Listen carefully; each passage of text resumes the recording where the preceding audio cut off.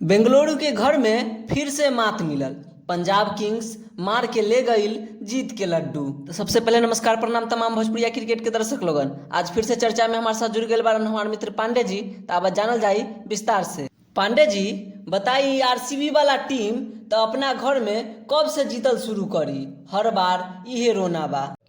तिवारी जी, हमरा लागत बा कि बेंगलुरु के मैदान आरसीबी से कह रहल बा, जा तनी बाहर से जीत के आव तब घर में खेलब।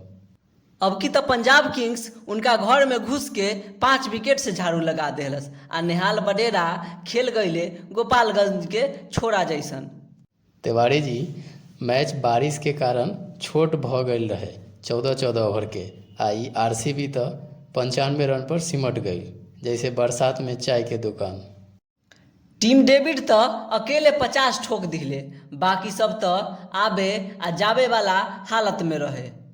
और पंजाब खातिर नेहाल बडेरा तो 3 गो चौका आ 3 गो छक्का से आरसीबी के जीत वाला सपना तोड़ दिले। अरे जी, आखिरी में स्टोनिस अइले आ छक्का झोंक के जीत के बेल बजा दिले। अरे बाप रे बाप, ई तो फिल्मी एंड भइल।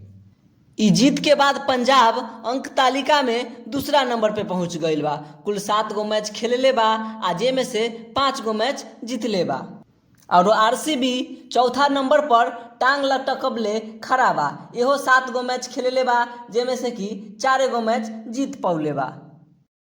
तिवारी जी, कुल मिला के आरसीबी के हाल देख के ई कहे के मन कर रहल बा कि न घर के बा न घाट के।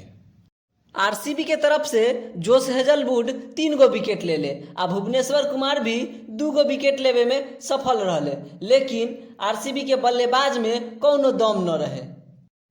कप्तान रजत पाटीदार और टीम डेविड के छोड़कर कोई भी बल्लेबाज दोहरा अंक तक न पहुंच पाइले। आप लोगन का सोचेली अपन राय कमेंट में लिखी आ चैनल के सब्सक्राइब करके अपन सपोर्ट दिखाएं। क्रिकेट के हर चर्चा अपडेट खातिर यही जगह पर मिलते रही। धन्यवाद।